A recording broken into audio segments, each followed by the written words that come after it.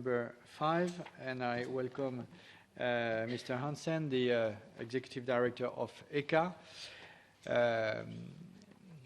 It's the yearly visit, but there was a visit 2 weeks or 3 weeks ago, but it's a good habit to have. So you have 10 minutes to present your work, your priorities, and also then we will open the floor to the various members concerned. Okay. Thank you very much, Mr. Chairman, honourable members, all in the audience. Indeed, it's a great pleasure to be back again. A few weeks ago, together with the other agencies that report to this committee, we presented ourselves, and this time it's me alone in our annual dialogue, as it's called, can present the results of the last year's work of ECHA and a bit of a looking forward from that. In our last discussion a year ago, the main take-home message that I got was that this committee, of course in a different constellation, had significant concerns about the progress that was being made in what's in REACH called compliance check. This was being written up in the press quite significantly, triggered by some studies that had been carried out that showed that quite substantial amount of data collected under REACH was not compliant. And I gave the promise that I would significantly increase the amount of work that we do in the Chemicals Agency on compliance check. I did not want to give you then a numeric target, but I hope that I'll be able, to your satisfaction, to report on that today. The other thing which has happened involving this committee over the last year is on the authorization of REACH, where there was yet another resolution objecting to a Commission decision granting an authorization, and through that resolution there was quite some comments on the work that we were doing in ECHA. And this resolution was, from our perspective and concerning the topics raised, a continuation of a number of other resolutions that this House has produced, and fully in line with our court judgment that came out in the spring, criticizing very much the same factors. And I hope I can also report now on what we've done with that.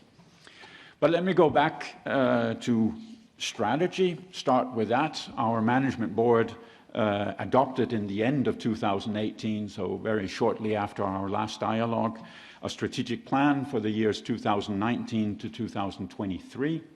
The strategic plan contains 3 strategic priorities, and if I summarize them unduly, then the first strategic priority is identify substances of concern and take action quickly.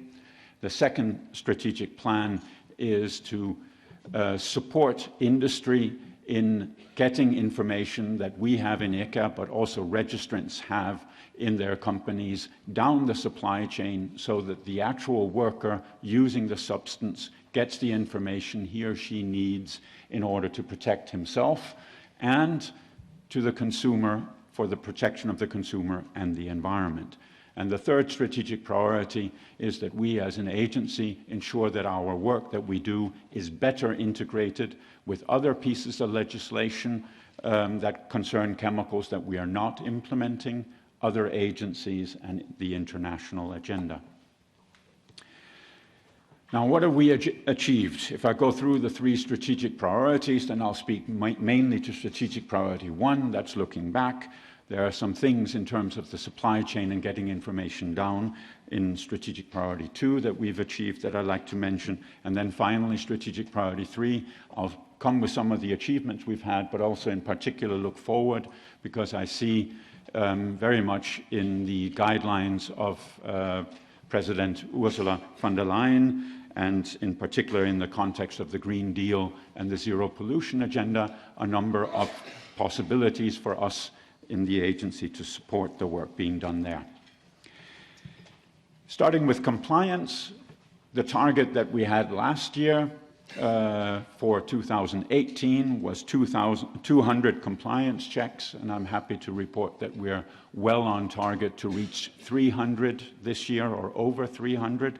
So we've increased the number of compliance checks by over 50%. As I speak today, we've finished 283 compliance checks, compliance checks on 283 substances, covering 2,318 registrations. So this is approximately a 50% increase over last year. And I do believe that that represents a significant increase, as I had promised this committee last year. On authorization, we've gone through quite substantial changes in the way we draft the opinions and the information that we give to the Commission in order to be aligned with the resolutions that you have come up with, but also with the court judgment. I won't go into any details unless you ask questions, so I'll leave it with saying that we've aligned ourselves to ensure that we respect the views that you came forward with and the court has come forward with. What I would like to mention is that we've been doing this at the same time as we have a significant amount of applications for authorization. We have 120 applications for authorization that are currently going through our part of the system. This compares to 22 in the whole of the year 2018 when I was here last time. So there's a 500%, 5 times increase in the number of applications for authorization. And we have therefore had to both accelerate, increase the number of staff working on it, and change substantially the way we work. On restrictions, we've continued the work, which at a very high intensity. There are quite a number of restrictions proposals which are currently going through the committees or being prepared by the agency. If I mention a few numbers, then we're currently preparing 4 in ICCA after being requested by the Commission. We have 9 restrictions which are undergoing discussion in the various committees, and we have 5 restrictions proposals that we have sent to the Commission and is undergoing decision-making there. And just to mention a few of them, there's one on tattoo inks, which is an area that has not up until now been regulated at EU level, which chemicals are allowed and not allowed in tattoo inks. We have one on microplastics, which is currently ongoing, and there is also another one ongoing on rubber infill in sports fields, for example. In particular, this is the shredded tires coming from end-of-life tires. Just to mention a few of the topics that we're covering there. But as mentioned, this is at a very high intensity. And based on that work, or knowing that that work was coming, what we have done within the agency is to substantially reorganize ourselves in order to accommodate for these challenges, both the ones in compliance check, the ones in restrictions, the ones in authorization, but also with the aim of being better placed to take on new tasks. So our organization as such, as an agency, but also the way we work, is organized along 3 axes. One is along competence centers. Another is that the whole agency is set up to start looking at groups of substances as a way of routinely looking at substances. So never look at a substance in isolation, but always in a group. And then finally, with this organization along groups of substances and competences, we believe that we can much easier take on new tasks. And what this means with easier is that they can get started quicker with lesser than before. Of the new tasks that we have taken on, just to mention a few, we've now become operational with the poison centers. So this is a database and information collection from industry where we disseminate information back to the member states so that emergency telephone authorities can give advice in case of emergency in, for example, households in the use of chemicals. We are also well on schedule in developing the waste database, which we discussed slightly last time as being a critical database to get up and running, but we are progressing well, and we are now in place to systematically take on work coming from DG Employment on occupational exposure limit values. If I go to the strategic priority 2 and simply mention the work we're doing on supply chain, then we have worked considerably on establishing efficiencies to get information that from the thousands of registrants containing significant amount of chemical information on chemicals, much better and much more efficient down to companies that are actually using the chemicals. So on the REACH side, we've made considerable progress. We are now talking with the member states and with the Commission, because one of the big obstacles that's preventing the use of this valuable information by workers on the work floor is the interface with the OSH, the Occupational Safety and Health legislation, and these obstacles need to be overcome in order for REACH to reap in the full benefit, or rather for the OSH, the worker protection, to reap in the full benefit of all the work and information that's being generated under REACH. Finally, I can say in strategic priority 3, so this is looking out towards the other legislation, but also internationally.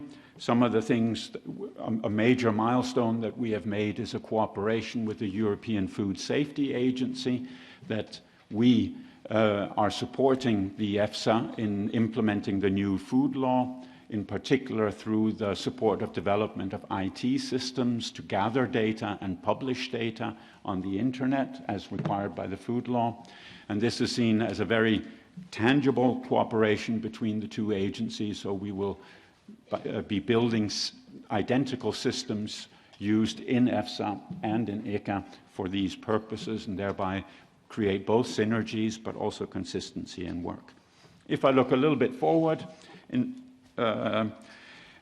look at what is coming the next couple of years, then clearly for ECHA we have our plate full of tasks. As I mentioned, our compliance check activity have significantly increased, and we intend to keep it at that high level for the next 7 years in order to be able to say in 2027 that we have looked at all substances on the European market and determined whether risk management is needed or not. We see that within the Green Deal, at least what we read into it, is an opportunity to further streamline a lot of the chemicals legislation, along with the recommendations which are embedded in the Commission's fitness check of all chemicals legislation except REACH, and thereby enable more efficiencies and better consistency between more pieces of chemicals legislation, thereby reducing the administrative burden on companies, but at the same time also increasing the level of protection. Finally, one note on resources up front. We're concerned with any cuts that the agency might get, and this is basically based on the presumption that the demand on us will stay as it is today, and as I'm sure I'll hear from you today, that you want us to do a lot of compliance work, you want us to do a lot of authorization work, you want us to do a lot of restrictions work, and you want us to contribute to whatever can be unfolding politically under the Green Deal and the zero pollution agenda. And for that, my expectation is that we would need a steady resourcing in ECHA. And at the moment, with the Commission's proposal, this is not exactly fulfilled, but if you want to discuss any details on that, we can do that afterwards. So with that, I'd like to finish my introduction, and thank you very much for your attention. Thank you. So I'm going to give the floor to start the debate with the ENVI contact person for your agency, Martin Ofrich. Thank you very much, and welcome back. I would be wondering, and you already partially touched on the Green Deal. How are you, and if at all, are you involved from the Commission side in this? I think this is something which is going to be definitely very important. I hope the Commission is already doing that. But also I would like to hear from you more about how do you perceive the challenges ahead in terms of helping to drive the innovation on safer chemicals, but also in one particular topic which relates to consumer safety, and that's the importation of products from China and the booming online market, the Alibaba's wishlist and all the others. How do you think that, what's your take on where ECHA can help to tackle these challenges? Thank you. Okay, so you want to answer that one first? The contact person, that will be the privilege, and then the round of questions. Thank you very much. Thank you, Martin. I'll start with the bigger picture Green Deal. I mean, our involvement is, of course, one of telling the Commission what we think we could do should they decide to do something. So it's a little bit of a hypothetical discussion point. But our basic fundamental line is, I would say, two things. One is concerning circular economy, and the other one is concerning the integration, better integration of existing legislation. If I start with the latter, this is what I briefly mentioned before, but there are still around 40 pieces of legislation, EU legislation, which govern chemicals from one angle or another, and which do things slightly different and at different times on the same chemicals that we look at in ECHA. And I believe that by analyzing these other pieces of legislation, or rather taking the consequences of the analysis the Commission has already done, we can gain considerably in efficiency and consistency in implementing other pieces of legislation. If I give you some examples, there's the Water Framework Directive, which sets water quality standards concerning chemicals. There is the restriction of hazardous substances in waste. And there is what you already discussed in the agenda point before this, for example, in drinking water and the drinking water materials legislation. There's a discussion in the trialogue ongoing that we should take on further tasks there. And basically, these are all pieces of legislation where if we take on tasks in supporting them, we can ensure consistency and synergies. And I think in terms of the citizen, synergies means it can be cheaper, and consistency means that they don't get confused with different messages. A chemical is a chemical no matter how it's used, and our assessment would ensure that consistency. On the circular economy part, for me, looking at the world and the communications of the Commissions on circular economy, I see circular economy as having in particular a focus on looking at materials and them going through circularity, and a material is nothing else than a mixture of chemicals. So in ensuring the safety of those chemicals used in a circular economy, we see ourselves being able to play a central role, but also in promoting innovation into chemicals that are circular and can be used better in recycling. In terms of challenges of innovation, that's one of them, but in general, the substitution challenge of substituting, say, more hazardous substances by less, in particular substances, of very high concern. I think looking at what REACH and classification and labeling have done together, but also a number of the other legislations we work on, biocides and persistent organic pollutants, they do push substitution away from very hazardous substance, very risky substances, into less risky. And there, for example, in the chromium authorization process, there have been quite some innovation in new processes using, rather than chromium-6, using chromium-3, which is considerably less toxic and thereby considerably less risky. So I see that the implementation on the ground that we do definitely pushes innovation, but I also see, of course, one can always do more if the resources are there. But we're on a very good track in pushing innovation on the safety side. If we get to circular economy, that innovation needs to be pushed in addition on the circularity side. And finally, import of products. It's mainly in the hands of the lawmakers and you. The part that we do in ECHA is that we coordinate enforcement officers And in that work that we do there, we definitely want to strengthen our collaboration with member state enforcement to ensure better that the borders are protected from illegal products coming in, for example, as you mentioned, from China. Thank you. So we have the Catch the Eye session. So don't hesitate to put yourself on the list. We start with Peter Liese. Ja, vielen Dank, Herr Vorsitzender. Thank you, Chairman. Thank you, Mr. Hansen. You mentioned a number of points, also very specific points that I'd like to go into. And I'd like to ask you a general question on that. When it comes to chromium, that was a topic in Parliament the month before last. We had a very close decision.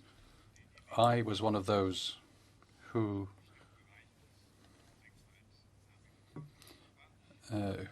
said to the Commission that chromium-6 is still essential. I'd like to know how you assess the alternatives, because on the one hand, we have SMEs,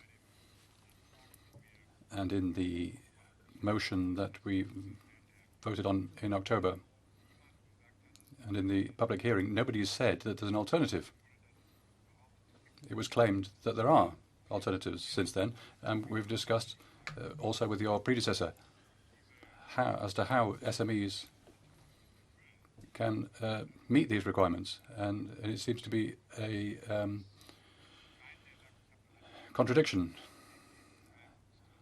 We have a hearing, nobody says there's an alternative, but nonetheless we require the SMEs to use an alternative, which nobody knows.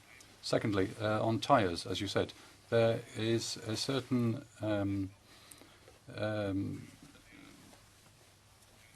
split between the circular economy and the need to reduce toxic substances.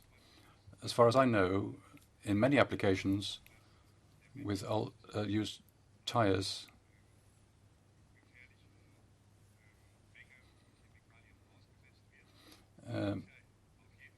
people are exposed to hazardous chemicals, but we can only take these hazardous substances out of the production process after a number of years, and they exist in tyres. If there's no risk for people, we have to find compromises. The third point, I welcome the fact that together with DG Employment, you're working very closely with them. Most substances are a risk in the production process. There we must have very strict rules, but it doesn't necessarily mean that there is a problem for the end user. And so there, the solution might be to work on the rules for employees and, if necessary, to tighten them. Thank you. Jutta Gutterlund for SND. Thank you, Chair, and thank you, Mr. Hansen, for being here with us again and for your introduction. We have already discussed the study by the German Federal Institute for Risk Assessment and the German Environmental Agency that revealed that a third of the high production volume chemicals made or imported into Europe since 2010 break EU laws designed to protect public and the environment from harmful exposure. Just 31% were declared as legally compliant, with the rest needing more investigation. The REACH regulation obliged companies to report to ECHA whether their substances are causing cancer, neurotoxic, mutagenic, bioaccumulative, or harmful to children or human fertility. No authorization shall be guaranteed to substances with hazardous properties where more data needs to be generated to conclude the potential risk. And I think you agree to that. And I would like to know if you agree that there is a problem, that Europe is really having this problem, authorizing substances, although the required information is not there or missing. And moreover, I also want to ask if you are preparing an action plan to improve compliance. When will we see this action plan, and can you already now give us some few ideas of what action is foreseen? And then I want to ask also if I know that only 20% of all applications are actually tested in Europe. Why is that? And then two last, not so small questions, but I take my opportunity here. I would also like to ask you on the grouping approach. I understand you will be working with this as of next year and that you will compare the new substances in low volumes with similar ones. And can you explain this approach a bit more in detail, please? And finally, the microplastics. ECHA has proposed, as you of course know, to ban added microplastics in products such as toothpaste, cosmetics, and so on. And when can we see the overview and action on this, and what can we expect? Thank you. For the Greens, Jutta Paulus. Hello, Mr. Hansen. Nice to see you again, and thanks for coming again to us and giving us insights into your work. Some of the questions have already been raised by my colleagues. I would also be interested what percentage of REACH dossiers is actually being checked today. It should be increased to 20%, as we all know, but I would like to know where we stand now. And also, when do you think that dossiers will be fully compliant so that we won't have these high rates which Ms. Guteland has already mentioned? The second question is around authorizations. I think we have seen in the last mandate, as I was told, but also in this mandate, problematic authorizations such as chromium-6, because I think if an applicant doesn't give a complete dossier with all required information, then authorization should not be granted, and this should not be tolerated.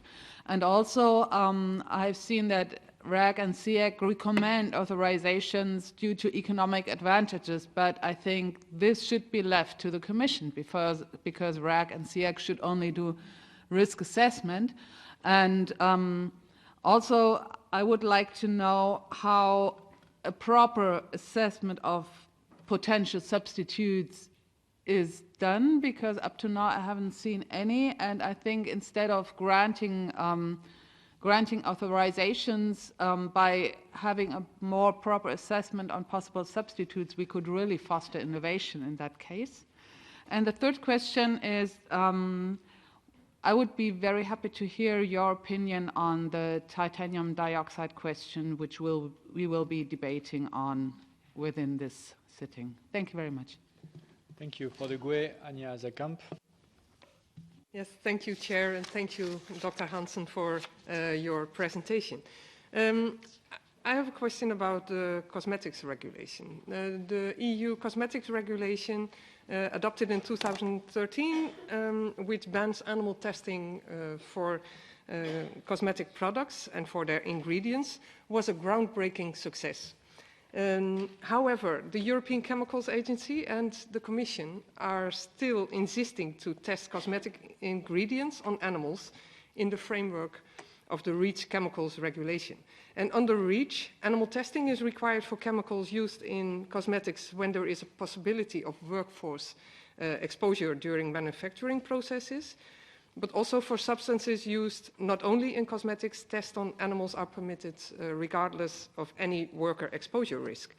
This practice undermines the cosmetics regulation and implies that the REACH regulation overrules the animal testing ban. And all this without informing the consumers properly. Do you agree, Mr. Hansen, that your practices under the REACH regulation undermine the EU cosmetics regulation and the ban on animal testings for cosmetics? And how are you going to solve this major problem, which is also misleading consumers? Thank you. Thank you. So the last two ones, I'm Novak from the EPP. Hvala. Thank you very much. Thank you for the floor. Mr. Hansen. Thank thank you for your presentation. It was a very good presentation. But I've got a few questions. Are the results of your work taken into account when the EU is negotiating trade deals with third countries? If so, who supervises this?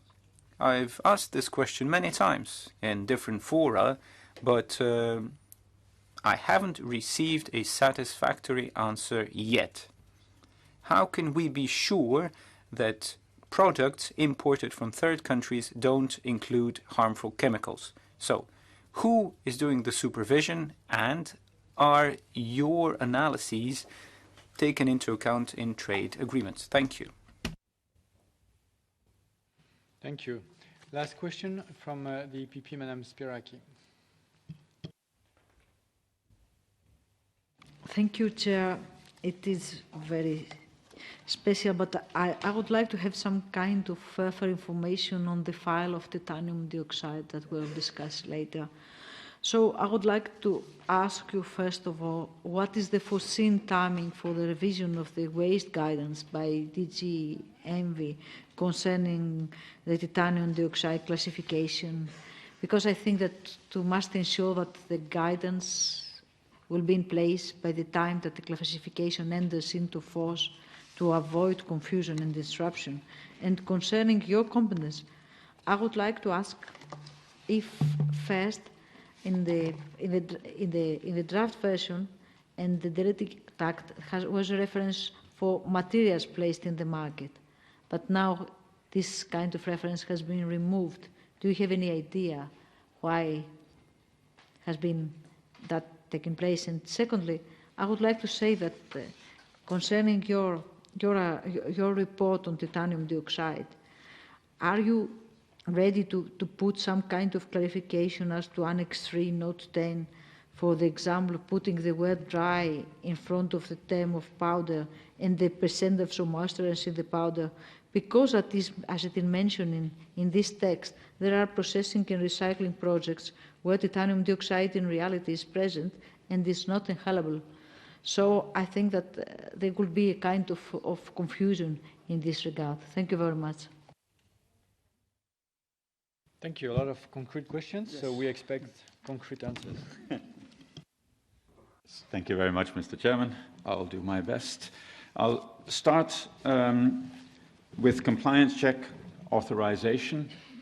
Compliance check first, then go to authorization, and then some of the issues on restrictions, and then go to the more broad issues regarding trade, employment, cosmetics, and titanium dioxide.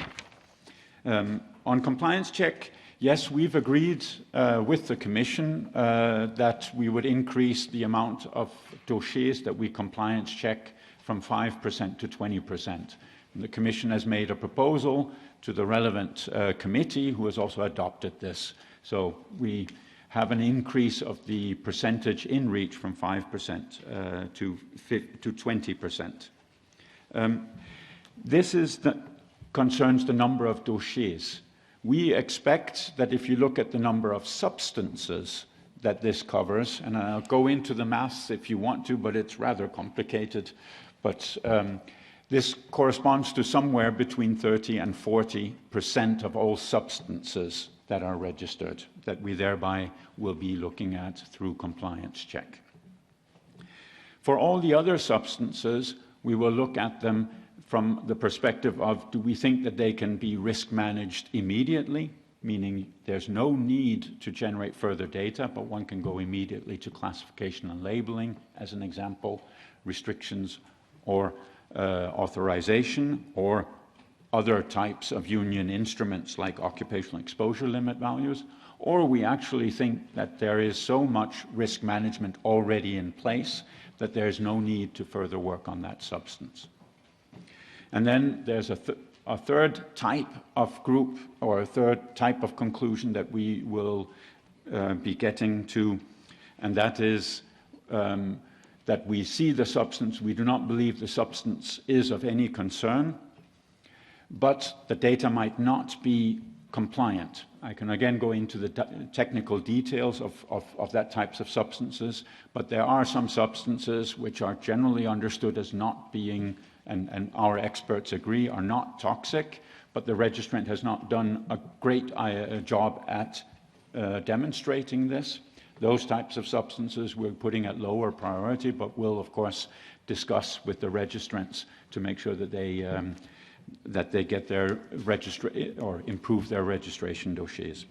But our goal is by 2027 to have looked at all registered substances and put them either through compliance check, put them to risk management, or conclude that no risk management is needed because what is already in force is very strong, or this third category that they may be compliant, may not be compliant, but there's really not need to generate the data. This would be generate excessive cost use of animals, and there's really no need to do it through testing, but more of improving the dossier as such.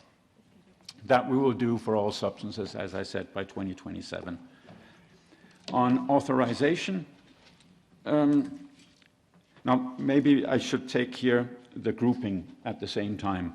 What we intend to do, or actually we're already doing it, but we will do it systematically as of January 1st next year, is that all substances that we consider within any of our so-called processes, so that's within evaluation, restrictions, authorization, or looking at other pieces of legislation, we will always look at all substances which are chemically similar, whether they are registered at lower volumes or even in some cases not even registered at all, in order to see if one can come with a more robust conclusion which concerns not only that substance but all substances in a group. And like I said, we will be doing that mainstream from next year, and we are the first agency in the world that has committed to doing so, and also, as I said in the beginning, completely reorganized ourselves to be able to do that. If I move to authorization, then I think there is an issue of substitutes, and let me just say generically that authorization is a new system. It still is relatively new if you compare it with the previous authorization systems. It does take some time for it to be completely running smoothly, but also that all actors out there in Europe are aware that there is an authorization system that they can contribute to. What we're doing in terms of alternatives is that we have clarified significantly what our work is and what the Commission's work is, both in terms of alternatives, also in terms of the socio-economic analysis, and in particular the conclusions whether an authorization should be granted or not. That all of that is very clearly in the realm of the Commission, and we give the information now in our newest opinions so to enable the Commission to take that decision. Evidently, the opinions or the decisions the Commission is taking today are based on old opinions from us and therefore are not yet in this new format. But once the wave of opinions that now are being produced trickle through to the Commission, my expectations would be that that would be at some point in the second half of next year. Then you will see this also in the opinions coming out of the Commission. But we have made a very clear dividing line between what is our responsibility and what of the Commission. We promote very much on our website and talking to companies that they bring alternatives. We talk with the individual applicants, what it means for them to do an analysis of alternatives and look for alternatives. And in general, we think that this year is improving. And like I said, on the chromium case, this substitution with chromium-3 and some other very innovative technologies is something which came up during the authorization process. And of course, we want this here to happen before we actually are doing the opinions in ECHA. But this is an issue of spreading the good news around Europe and having these alternative manufacturers or alternative users of chemicals come forward earlier. We're still working on this. There's still a lot of room for improvement, but we do see the improvements. On chromium-6 in particular, I do think that it's also worth noting that all the opinions that we have come up with, in those, the companies who have requested an authorization have committed to keeping a limit value of 2 ppm at the workplace. And this is a factor 5 below the occupational exposure limit value. So the REACH authorization is providing even more protection for workers than did the occupational exposure limit value as such. So the two are complementary and working very well together to protect workers.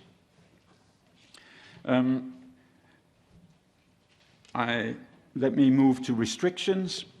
There's the issue of tires, and indeed there is in the short term always a discussion about legacy chemicals that are banned in primary materials and then them coming back as coming back into the economy as secondary materials. And I think that this is something that we in the agency can assess, but obviously it's something for policy to decide whether they want to have a lower level of protection coming, or rather they would accept higher concentrations of a legacy chemical coming from secondary materials than they would in the primary materials, creating, of course, a distortion in the economy, but on the other hand, also promoting recycling.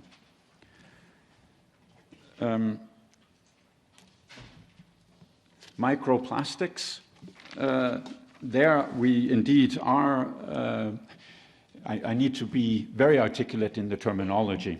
I think it's the Secretariat in ICCA has produced a restrictions proposal, indeed phasing out the use of microplastics in all intended uses of it in Europe.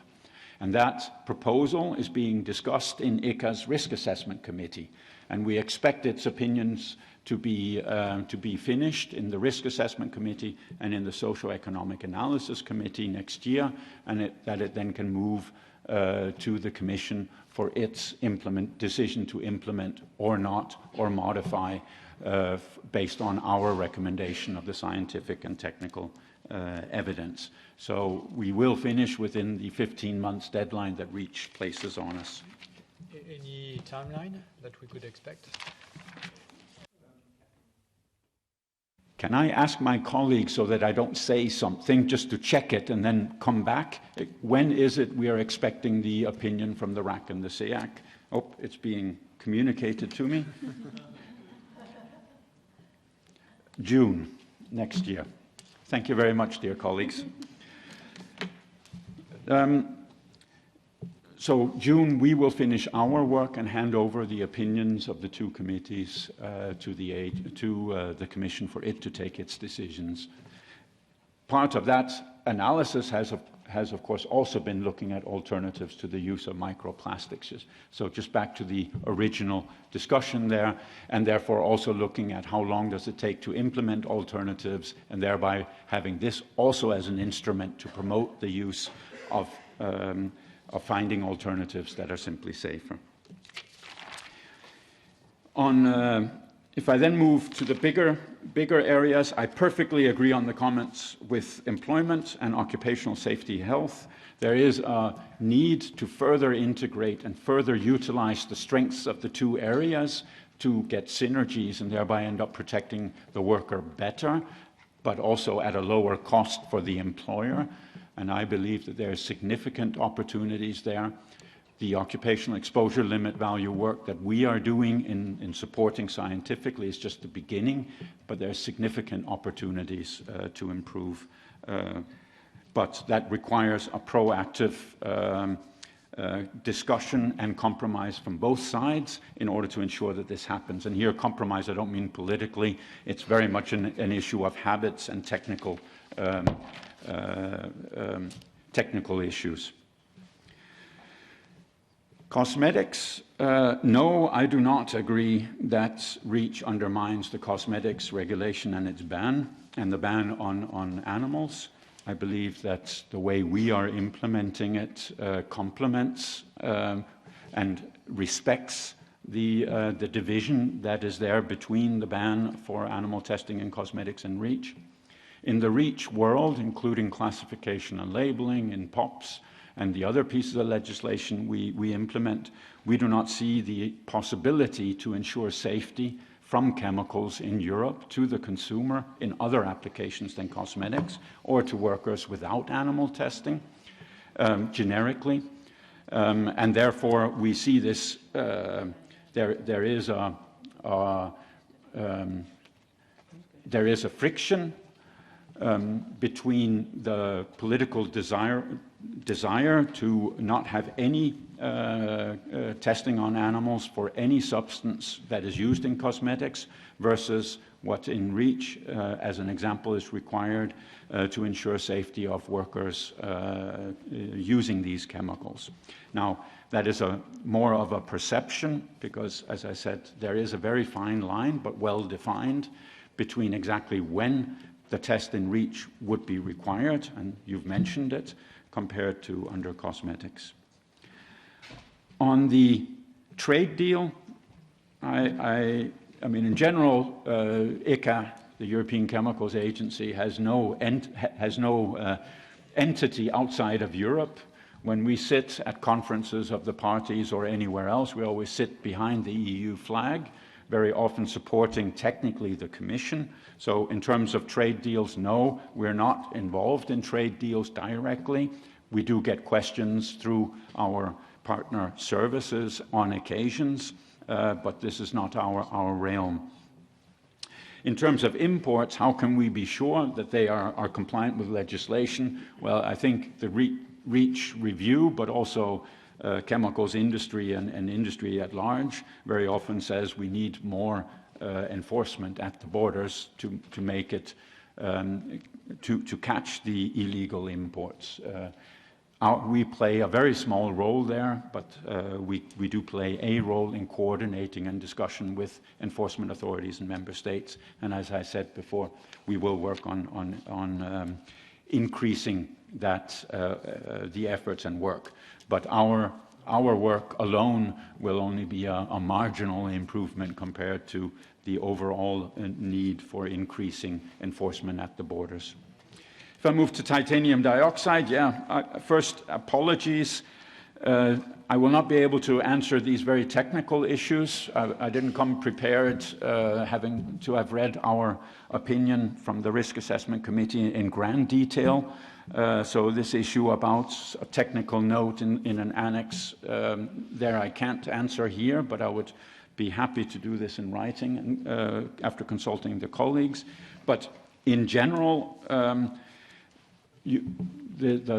this committee and, of course, Parliament has its role to play, which is outlined in the treaty in terms of decision-making by the Commission. My role is to be aware of what comes out of it, and I'm particularly aware if there is a resolution which seems to contradict or criticize the scientific opinion that we have in ECHA. And in this, what I've managed to read here, I see one part of the story, but I don't see the other part of the story. And if I can just say in general, without going into any grand detail, what I see is that ECHA believes that titanium dioxide is a carcinogen by inhalation, scientifically, category 2. So it's correct that it's not category 1A, 1B, but we do believe it's a carcinogen by inhalation category 2. All the science that we have demonstrates this. And we've applied the science that we have, and I'll tell you where it comes from, to the criteria in the globally harmonized system. And we have put that in front of the Risk Assessment Committee, which is the committee that you, among others, have decided should have a scientific view on this. The data we looked at is the data that industry considered met the requirements for REACH. And if we take the data that they believe meet the requirements for REACH, then the Risk Assessment Committee believes that it meets the criteria for being a carcinogen by inhalation category 2. Now, if industry doesn't like that data, then we, of course, have a problem in REACH. But they submitted the data years ago and said that this is the data that fulfills their information requirements. So, in effect, that part of the story on the data, we believe it is a carcinogen by inhalation. The link with OEL we do have a risk management competence in ICA, so I'll be speaking exactly from that risk management competence. That, of course, setting up an OEL can very well be a good risk management tool, but to see it as an alternative to classification is a priori a little bit difficult for me to see, and I'll explain why. Very shortly. The reason why we classify substances is to allow workers on the work floor, when they're picking up the jar with the chemical in it, to understand that this is a carcinogen or not. And if that label is not on it, then the worker doesn't know that it's a carcinogen and obviously will not pay as much attention as if there is a label on it that says it is a carcinogen. So most risk management work that we do in the union and have built all our instruments on is based on communication to the worker, that they know what it is that they are dealing with. And not classifying, but setting occupational exposure limit value is a little bit like having a curvy road where you have a lot of danger signs for it being curvy, and you decide that you want to reduce accidents by setting a 30-kilometer speed limit, but you also remove the signs. And that seems a little bit not intuitive. And that same unintuitive approach I would see in terms of protecting the workers, that the worker, even though they have an OEL, they first really know what it is they're dealing with when they see the labels on the jar. So that's sort of my initial reflections, also having only seen it this morning and understanding that you're debating this afterwards. And we vote tomorrow. So if ever you have things to share, it would be good to have it before tomorrow. So for the closing remarks, I will ask one of the two representatives of the Parliament on the ECHA Management Board for a few comments. Professor Christelle Bernards. Thank you, Mr. Chair. I took note of the very interesting points raised in this meeting. However, I shall not go into answering this or replying to these specific questions. It was my first year as a member of the Management Board, and I would like to share 3 points with you which keep my mind. First of all, I noticed that ECHA tries to most promptly act on priorities and tasks put forward by the EP and the Commission, and tries to optimize and aligns his works with his strategic plan. ECHA does this by optimally allocating resources, personnel and expertise, and optimize procedures and processes to increase throughput and efficiency in its tasks. The examples were given. These changes are always verified with the Management Board and approved if they agree. 2 points which I always see as some challenges returning at the Management Board's meetings. The first of all is that about the budget. We see that the ECHA is living with a variable budget. Incomes are variable. ECHA keeps with us informed about good predictions about the fee incomes, and thus far has met all the tasks put forward. But it could be become challenging if more tasks will be assigned to ECHA without additional resources. And then the second challenge is ECHA is a very digitalized agency.